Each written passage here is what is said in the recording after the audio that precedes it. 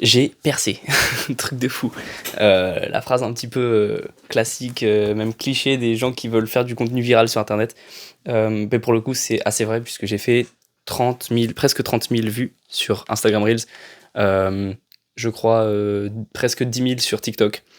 Et sur YouTube, j'ai lancé en short et ça a fait genre 500. C'est pas ouf, mais ouais, c'est déjà ça. J'ai eu beaucoup de portée, de visibilité. Plein de personnes m'ont envoyé des messages. Je crois que j'ai reçu genre, je sais pas, 20-30 ouais, 20-30 messages de personnes soit que je connaissais, mais pour la plupart de gens que je connaissais pas du tout et qui ne me connaissaient pas du tout de base. Euh, je crois que j'ai pris 300 abonnés du coup une demi-semaine. Genre j'ai fait un graphique, je le mettrai quelque part, peut-être soit dans cette vidéo, soit autre part, je sais pas, je m'en fous, mais je le mettrai quelque part, peut-être en story. Mais en gros, il y a un graphique où en gros ça montre la progression de mes chiffres, ça fait genre, tac, bam, parce que en fait j'avais retiré tout le monde, j'étais genre descendu à 30 abonnés, 30 abonnements, c'était presque à la fin de l'année dernière, donc c'est-à-dire octobre, un truc comme ça, septembre, octobre, ouais. Après les grandes vacances, j'avais retiré tout le monde, j'étais en mode qui compte réellement pour moi, et au final il y avait qu'une trentaine de personnes que je comptais comme importantes pour moi, et c'est toujours le cas, mais maintenant je vois ça différemment, j'ai réajouté des personnes sur Instagram, je me suis abonné à des comptes, tout ça, même si je ne check plus Instagram, je ne consomme plus de contenu dessus. C'est plus pour si les gens veulent me stalker, au moins ils savent à peu près qu'est-ce qui me plaît, qu'est-ce qui me plaît pas, qui je connais, avec qui j'ai connecté, tout ça. Mais en gros, bref, j'ai pris 300 abonnés en si peu de temps. Je suis passé de 200 à 500 là, c'est un truc de ouf. Euh, j'ai eu plein de messages, plein de commentaires. J'ai reposté une vidéo, j'ai reposté un Reels, 1500 vues cette fois, celui d'hier. Donc aujourd'hui, je vais en poster un et on verra bien ce que ce sera. Mais en mode, j'ai remarqué que c'est énorme, c'est hyper puissant. Et percer en soi, quand tu tapes une bonne audience, quand tu tapes un tout public ou divertissement et tout, c'est pas très puissant parce que c'est pas des prospects qualifiés, c'est juste des gens, ils regardent et ils s'en battent les couilles. Tandis que là, j'ai reçu beaucoup de messages.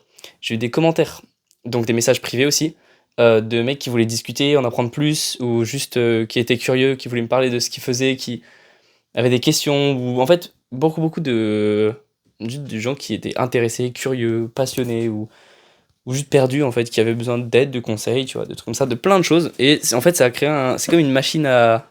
C'est comme une boule de neige, quoi. Tu lances ta vidéo, elle commence à faire plein de vues, et au final, tu vas récolter un énorme paquet de neige, mais tu reçois plein de messages, tu reçois plein d'abonnés, tu reçois plein de trucs.